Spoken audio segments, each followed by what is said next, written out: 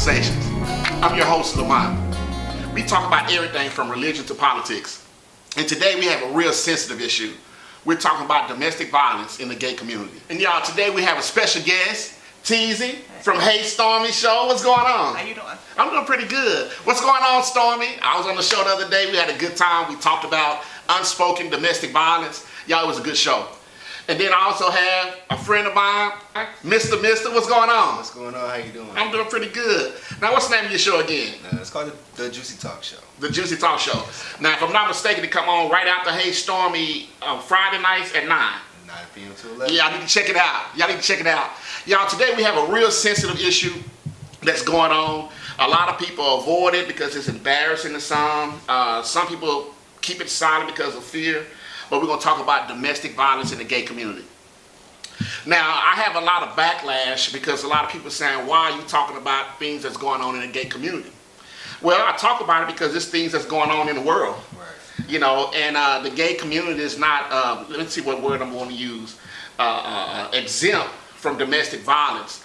And most of the time you hear about domestic violence, you hear about women getting abused. They have a lot of shelters for abused women, homeless women.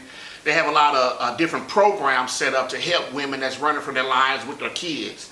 You know, but a lot of times we don't hear a lot about what's going on with males. You have males that have abusive relationships. And I don't know, on the show, even Friday, on Hey Stormy, we was talking about how do men tell their homeboys or tell their other friends, hey man, and this is in a heterosexual relationship, when your woman whooping on you.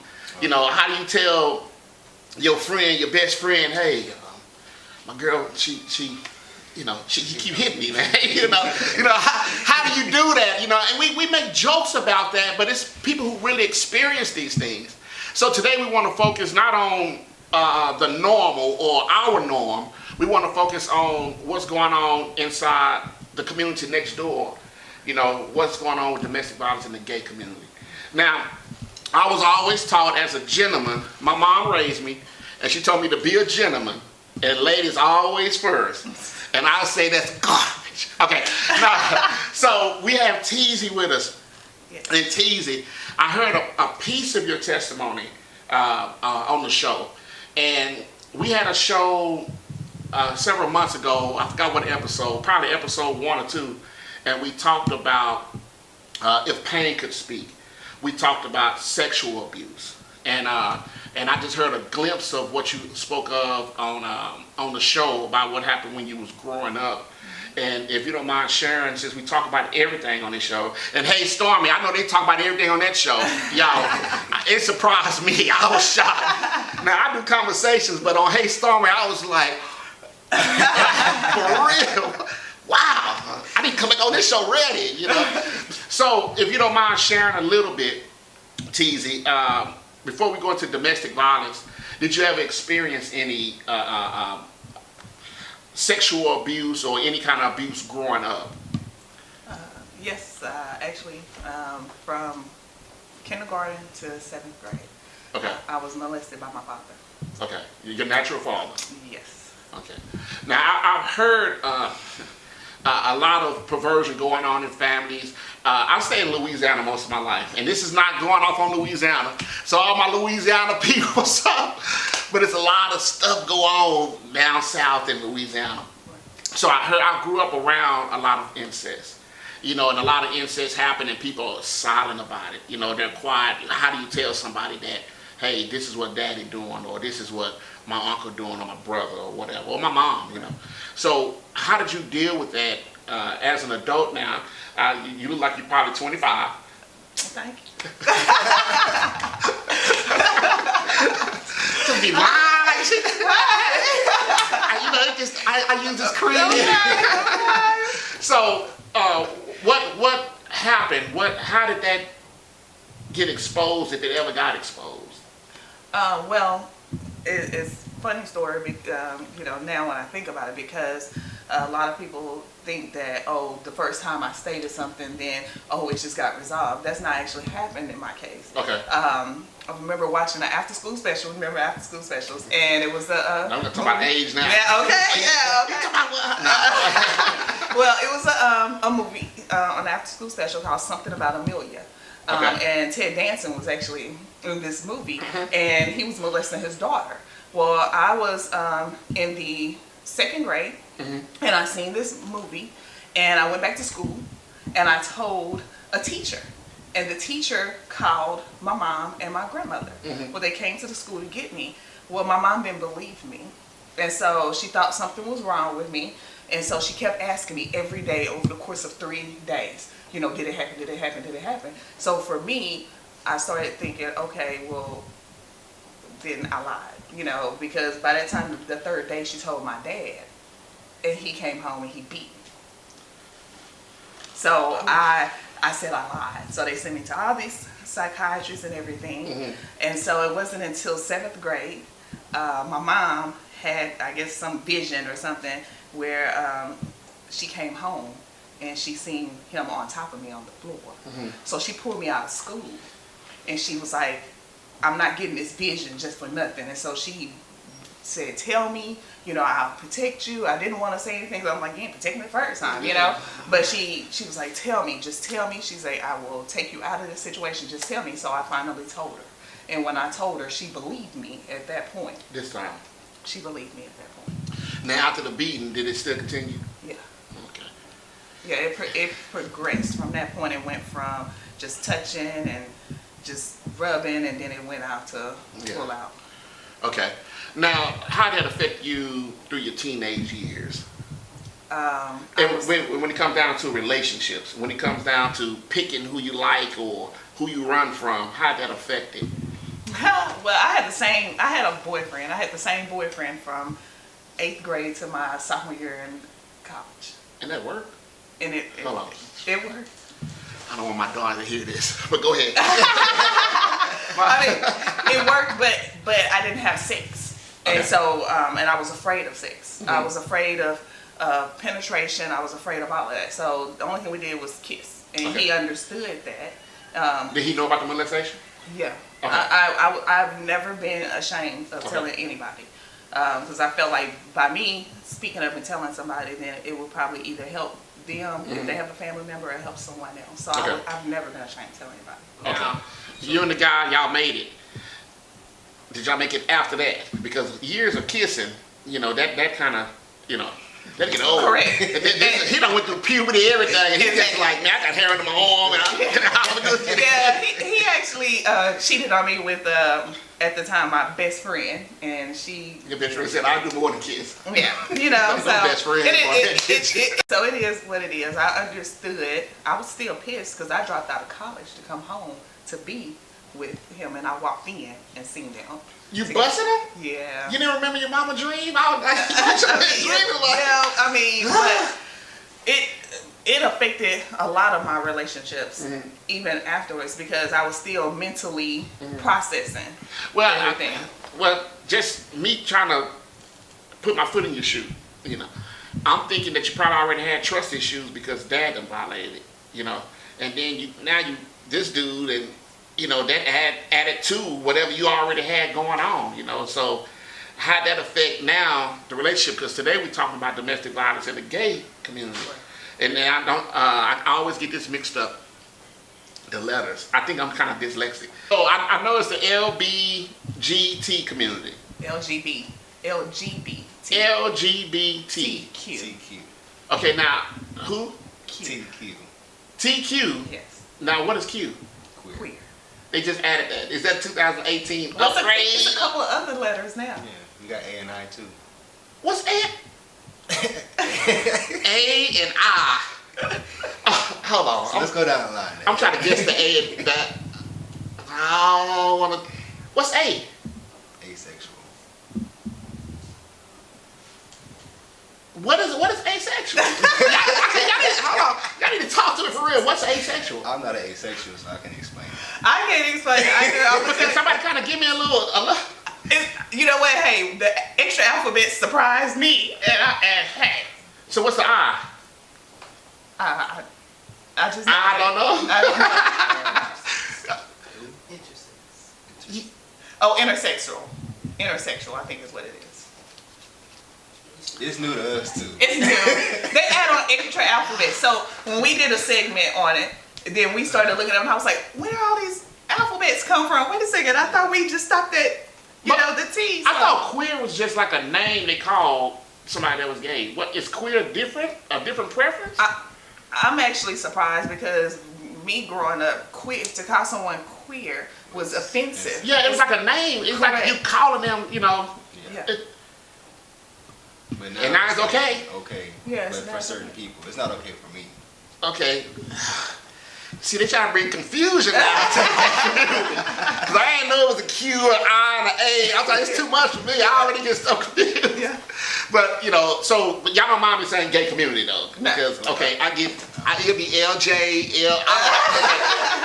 So, now you're grown. When did you become a part of the ABCDEFG community? Because it's all evolve into all the alphabet. So when did you become a part, or when you saw in your heart that this is who I am, or how did that become? When was that transition? My sophomore year in college. So that was right after the guy. Do he know this? Mm-hmm. He said he actually told me that he always suspected that I was interested in women. That's a cop out. That's what he said though. Well, what's his name? No, what's his face? But and I think that he took that into the whole stereotype of women athletes because I play basketball. Mm-hmm. So you can do it? yeah. So and I have brothers. Shoot, yeah. Yeah, and I have brothers, and so I've never been the most feminine girl. So I've always had this tomboyish quality, and so I guess that's where he kind of got that from. I didn't. Only time I wore dresses was when I was forced to wear them because my grandfather was a minister, so I had to wear dresses. To go to church? Yes, but as soon as he said by my junior year, he said, you can make decisions. You can wear dresses or you wear pants. Just be. Yeah, I already made it. Yep, put all them dresses in the closet and went buy me a bunch of shorts and pants. Yeah, he's like, I can't play basketball. I can't hoop with this dress on. Then he's a minister. He probably was alone when he all the So, your first relationship, how did that go for you? Was that one pretty peaceful? How did that relationship go? Yeah, it was okay. It was really me trying to get a feel of who I was. Okay. So that relationship, we actually became better friends than being in an actual relationship. Okay. Now we're gonna talk about the one that changed your life. Let's fast forward to the one that you experienced domestic violence in. And if you say Stormy, I'm gonna be like, Stormy, I'm coming on your show again. Don't put your hands on. No, but we know it's not Stormy. But how long were you in a relationship? 3 years. 3 years. And when did the abuse start? The first year. Was it a period of this is who I am, everything was smooth, and then all of a sudden it just boom? What's going on? It was actually weird because we were cool. She was younger than me, and so we started hanging out with friends. Well, being around those friends, one of them, they were very abusive to their girlfriend. Okay. And so we would always just be like, man, you see that? Oh my gosh, you're not gonna, say something to her? Well, then after a while, it was almost as though she started adopting what was going on with them. She probably working for them. Yeah. Let me try. And so for me, it was kind of like, wait, hold up, what's going on? And for me, I didn't want to. I don't like to fight. I fought guys all the time. Because you had brothers. Yeah, but as far as me fighting a woman, I always felt like I overpowered. Because I was, very strong. So at that time, I was overpowering. So I was like, I'm not going to fight a woman no matter what or whatever. Because I fought girls before or whatever, and then when I would fight them, they would get really, really hurt. So it was like, oh, I'm not fighting women, you know. I'm You just might not have gonna a do lot it. of aggression. You like Yeah, stop because that. well, I was an angry kid because of What happened? with the molestation. I was a very angry person. Okay. So I always felt like that I was projecting that out. So I contained it a lot. So it would take a lot to push my button. So I would be like, hey, I'm not gonna do it. And it just got to a point. The first time I remember getting hit was at the movie theater, and she wanted to hold my money. That's what was so crazy, because the other couple, every time she get paid, she would give her money to the girlfriend. So she was like, well, why can't I hold your money? I was like, because the bank got my money. I'm like, what you mean hold my money? Yeah. I was like, but I had a very smart mouth. So I was like, the bank got my money. And so she was like, oh, you Eddie Murphy, huh? You know, and I'm just like, you know, do whatever. And I walked off from her. And she kept nagging with it. And I was like, dude, okay, whatever. And I just grabbed my money and I just threw it at her. And then I just walked off. Well, when I'm standing at front of the ticket counter. This is all at the movies? I thought y'all left. I thought it No, started and y'all went home. We were in the parking lot going to the movie theater. And so once I got to the ticket counter, she just walked up to me from the back of my head. In front of everybody? And she grabbed it and just smashed on the thing and said, don't you ever disrespect me ever again. From that point, it went downhill. That's a robbery. Somebody want to hold your money and then hit you. Where I'm from, that's a robbery. Now, we're going to get back with you. Now, Mr. Which one? Mister? Mister? I said it right, though, right? Okay. Got me nervous. I'm like, hey, I messed up already. Now, tell us a little bit about yourself. You know, I started off with her childhood because I heard a little bit of it the other day. And so I wanted to kind of mention that with her. But now, how did your story begin? Okay. Well, when I was 8, I had a family member that would touch me. And basically, we just went through that for 4 years. And I never told anybody. To this day, this is actually an exclusive. Okay. So nobody really ever heard the story but my mother. Okay, give me the microphone. But go ahead. No, but my cousin, he used to like do certain things to me that wasn't childlike. Like no child should ever go through it. But he would touch me, make me do certain things. He would actually inject this semen inside me as well. So, and that's how I started for 4 years, up until I was 12 years old. Okay. So you did they kind of molded your sexuality, or? I tried, after that happened, well, I tried to go back towards the other way. Because I had my first child when I was 14. Hey, man, Yeah. you was injecting your semen, man. That was the first time. That was the first time. Your first time? And you got her pregnant? Yeah. So. I bet she was like, what you mean? Can I just stick the... No, okay, go ahead. Like, let me just try this and got pregnant. So what did you have? You had a little boy, a little girl? I had a little boy. A little boy? Yeah, that's a whole nother story within itself too. So. Oh, okay, all right. So now after that, you tried it, but... Yeah, I mean, it works too. It still works. He's like, it worked, man. I'm So like, if you're thinking, like I classify myself as bisexual. Okay. It's the B in the LGBTQAI. XW. Okay. So basically, I fought with, dating guys and girls. My teenage years. So you fought with guys and girls. I fought with dating guys and girls. Trying to start a fight on the show. No, you can't do that. So you fought with that growing up through teenage years. Now you become a man and you consider yourself as bi. So how did you experience domestic violence? Were you in a relationship with a woman or with a guy? It was a guy. Okay. It was a guy. Okay. So how long you was in that? It happened all the way up until I went to college. That's the reason why I went to college, actually. To run, get away from him? He was that abusive? Yeah. So how did it start? So we was on the step team, and we used to we used to be together all day, every day. But after people started finding out that we were together, they started trying to put 2 and 2 together, and then found out that we were in a relationship. So then other people started coming around and started saying, oh, well, Mr. does this, Mr. does this. Mm-hmm. But it wasn't the case. It was all a lie. Uh-huh. So he, habitual liar himself. Mm-hmm. So he believes what he hears. Okay. Or what he says, period. So he put it in his head, and then it just started happening, like, as he would just say certain things. So then he'll come in the next day and just beat me. Mm-hmm. And it was kind of like, why am I sticking to this? Mm-hmm. But at the same time, that's all I knew, because that was my first relationship with a guy, real relationship. But how do you deal with that? The fact that another man, I know your feelings was involved, everything else. But how do you feel about another man putting his hands on you? Like Teasy said that when you went through it, it was another woman. You didn't feel like you could whoop this girl, but you didn't want to. What's going on with this? Yeah. So when I was younger, I was never the fighter. Okay.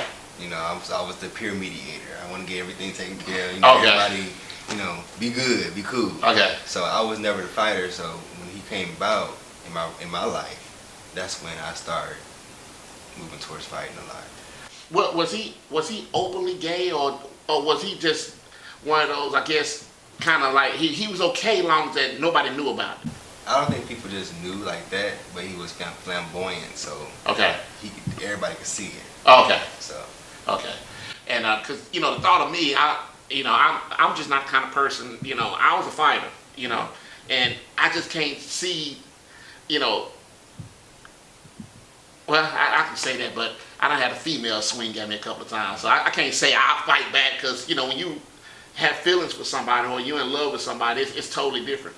You have regular relationships, a male and female, and they say, hey, why you with him? I'll leave. It's just not that easy, because you're not tied to him no kind of way, But now your feelings all caught up. You're in love, and, so now you want to make this work, and, hey, man, I understand, and maybe they'll apologize, and that was good enough, or I don't know, but, so we just can't say, just leave, you should just get out, But how often did it start occurring? Because once you accept that, and once he hit you and you did whatever you did in response to it, he feel like, now I got control of you, So was that the case?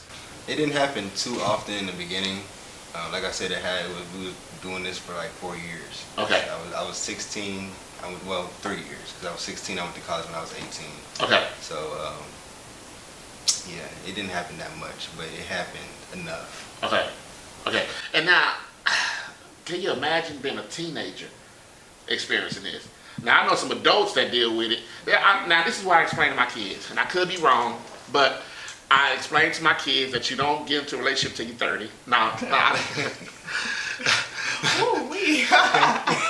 They won't experience nothing out of life. And that's what I want. That's exactly what I want. No, but I told them, while they're in school, I know they like boys and they like girls, and I know how everything works. But you have to stay focused enough, because relationships bring on responsibility. Right. It takes a lot out of you with relationships. If adults barely make it through relationships, wonder where you talking about a 15 to 16-year-old. Right. Now they trying to go to class, trying to do a sport, trying to do all this, and then they worrying about the boyfriend or the girlfriend in the other class, where we're gonna go this weekend. That's a whole lot of added stress. So I try to tell my kids, hey, I know my son had a girlfriend, and real nice girl. I always loved her. Okay, I didn't like him. But I know I can't help who they like. Right. And but relationships take away from your everyday activity, even as adults. So I know it had to be hard, 16 years old in a relationship, Now, and then you're in an abusive relationship, A lot of people don't even know, Was it bruising relationships where, something had to?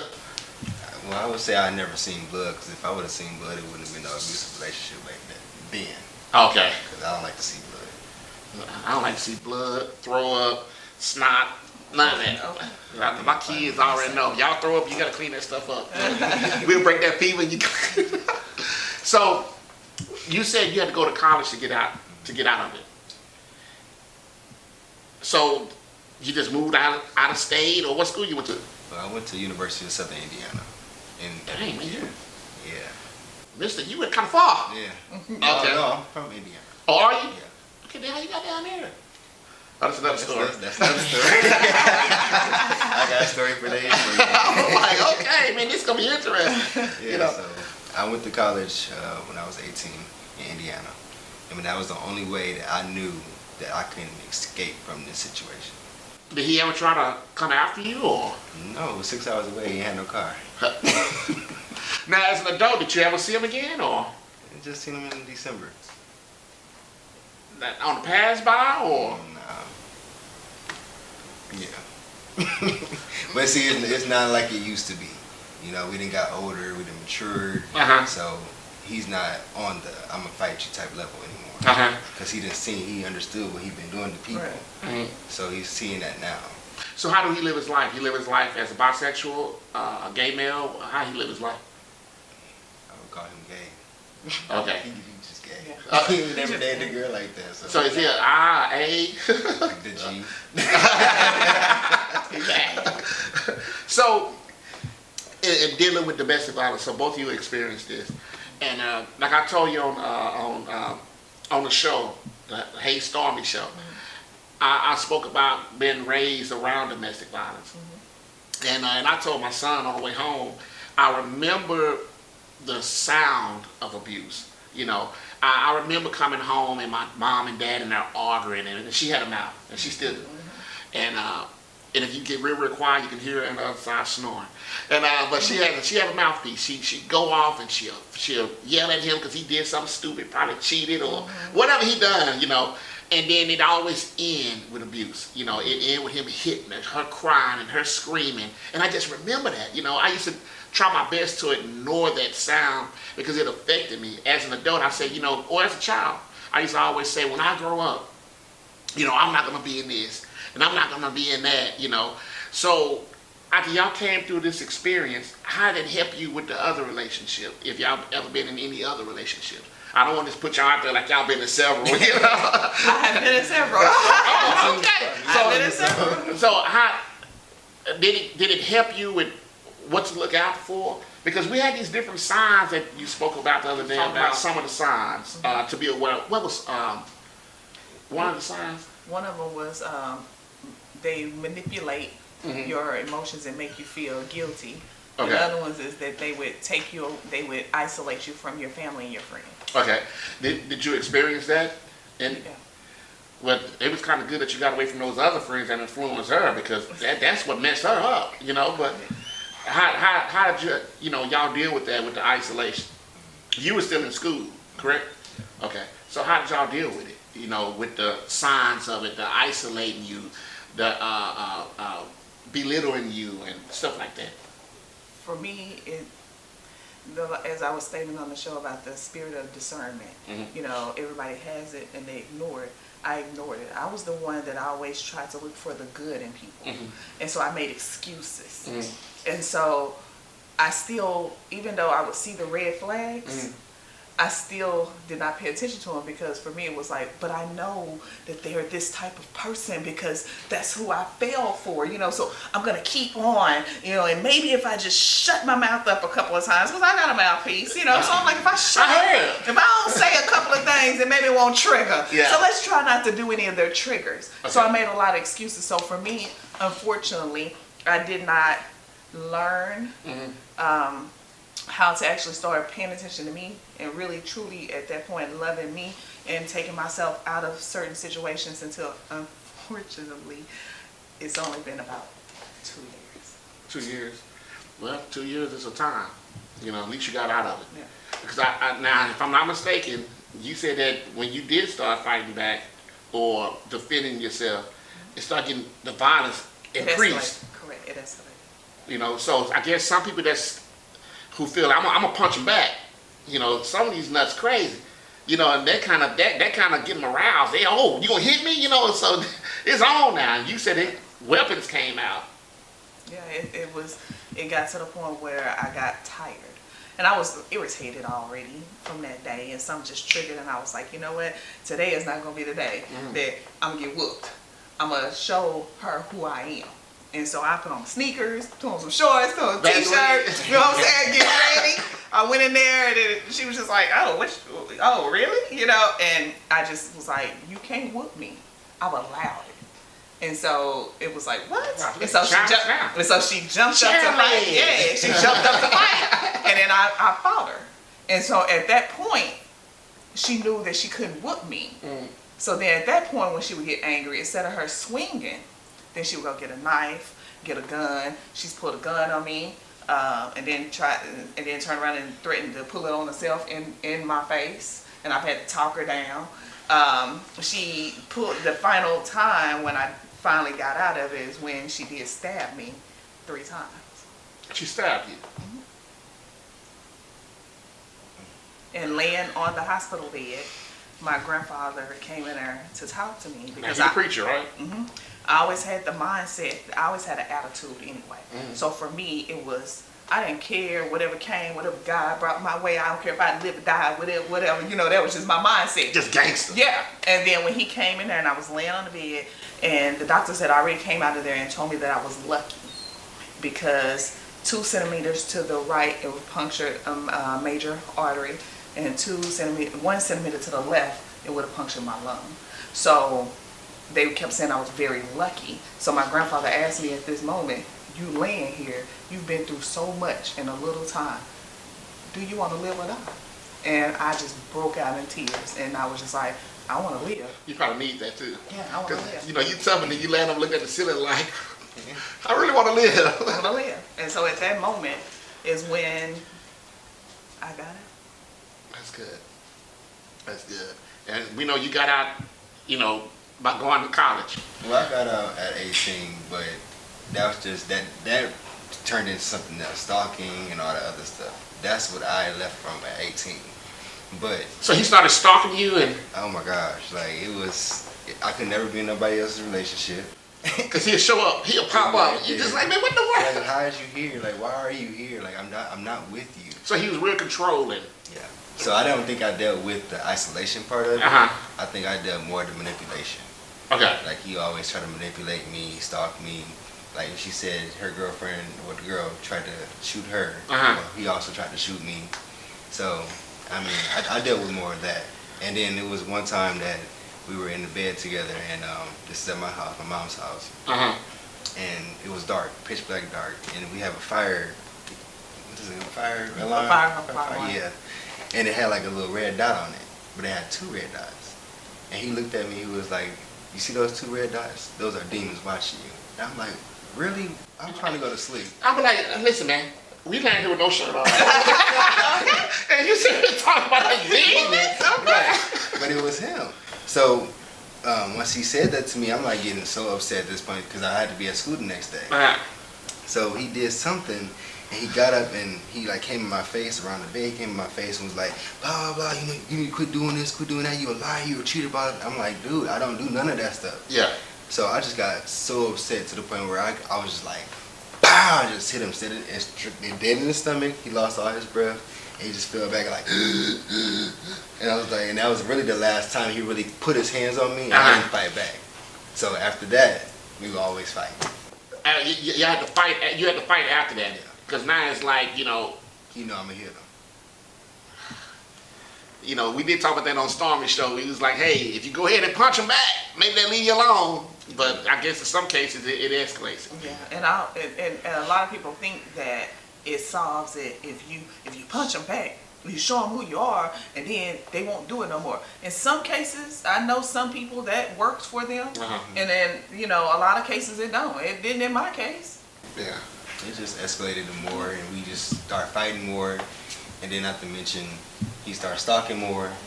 So then he was the cheater, so he would start cheating more. So it was like it turned into a big mess. Wow. So that's a tough one. So in closing, what do you have to say? Either one of you, what do you have to say to those that are struggling in the ABCD Z community? What do you have to say about getting out? Well, for me, I would say that first you got to find self-worth and find validity within yourself. Once you value who you are as a person and love you, once that person does that, then it will be easier for them to make the decision to leave the person, because they have to value their own life over someone else's. And so that's the one thing that I can state to someone that needs to get out and talk to somebody. It could be anybody. They have hotlines that you can call. A close friend. Don't be embarrassed to tell somebody that what's going on in your life if they need to help you. So. All right, Mister. What do you have to say? You know, you went through some stuff with, you know, a guy, you forgave him. You got older. Y'all was able to talk about it and, you know, and probably laugh at some of the stuff that y'all went through when y'all were younger. About that. Okay, you might laugh. So, you know, in the situation that you was in, what can you tell somebody that's going through the same thing? I basically want to go ahead and say, like, if it's not worth it, don't stay in it. This is your life, so go ahead and move forward within it. If they're there, get them out your life so you can move forward, because they're going to keep you stable in that same area until you make that decision to move out and get out. Okay. Well, you know, I enjoyed y'all as guests today. We had a good time. Tell us about that show, Hey Stormy. Yes, Hey Stormy. Actually, you'll be able to catch it on our Facebook Live. So, Stormy Night's page is public, and you can catch it on the Hey Stormy page. And then Teasy myself, I'm public as well, so you'll be able to check me out and check the show out on there. And then so, Hey Stormy is going live? Yeah, Facebook Live. Yeah. So why y'all ain't doing it when I came on? Y'all ain't want people to see me on the show. we were live, so it was we had quite a few people that was looking at you real time. Yeah, I seen you. Real time, yeah. Y'all, I'm on Hey Stormy. I'm famous now. So y'all catch it. So it won't. Will it be on Fridays? It'll still be on Fridays. Okay. It'll still be on Fridays, so they can check us out at from 7 to 9. I believe is what we'll continue to be. Maybe Facebook Live and Hey Stormy. Facebook Live. You gonna see Can Stormy get back on? Most definitely. Okay. Most definitely. And your show. And catch us on Juicy Talk Show. It's on Friday nights from 9 p.m. to 11. You can catch us on Facebook, Instagram, Snapchat. We have all those. YouTube. We have all of them. So you can catch me on Monday nights on the Monday Night Meltdown with Mr. So that's it. Monday Night Meltdown with Mr. Yeah. And what is that on? Facebook Live. Facebook Live? What time? And 10 o'clock. I'm about to check it out. Yeah. I'm about to check it out. Cause the Juicy Talk is almost like, man, what you talking about? Y'all. The juice. Juicy Talk is a show where it's like a eye catcher. Okay. So we grasp your attention first. Yeah, you just but did. then we educate you in the end. Okay. So. Okay. Well, y'all, I enjoyed my guest today, Teasy, Mr. Yeah. And if you're in this situation, you're getting abused, regardless if it's in the gay community, whatever community you're in. You can be in Oak Cliff, you can be in Fort Worth, wherever you're at. If you're in an abusive situation, you got a plan. You know, plan to get out. I know sometimes it's not as easy as we think it is. Hey, you need to leave. He hit you, just go the next day. But you need to make some plans. You need to get yourself together, and I agree with you. It's all about your self-worth, because that abuser is trying to take all your self-worth away from you. They're trying to make you feel like you're nothing. They're trying to make you feel like nobody wants you. And I've heard that when people have kids, they try to make the woman feel like you got kids, ain't nobody wants you. That's that old color purple mentality. You're ugly. You got, that's just the stuff that they do to keep you down. But you have to find your worth. You're worth more than your situation. So I thank y'all guys again for coming on. Shout out to Hey Stormy Show. And hey, thank y'all for joining Conversations. Listen, I need you to subscribe to my YouTube page at Arthur's Issue. Check out my website, www.arthursissue.com. We have a lot of new things coming out. And we also have a movie called Domestic, where we're focusing on domestic violence in the gay community. If you want to, stretch your stuff and be an actor or actress, go to www.arthursissue.com. Go to my casting corner and leave me an email. I'm always looking for actors, actresses to play these different scenes in my movie. And in this movie, Domestic, will be coming out pretty soon. So, go on there, don't delay, don't procrastinate, because I move. I move pretty fast. So thank y'all again for coming on, and thank y'all for joining Conversations.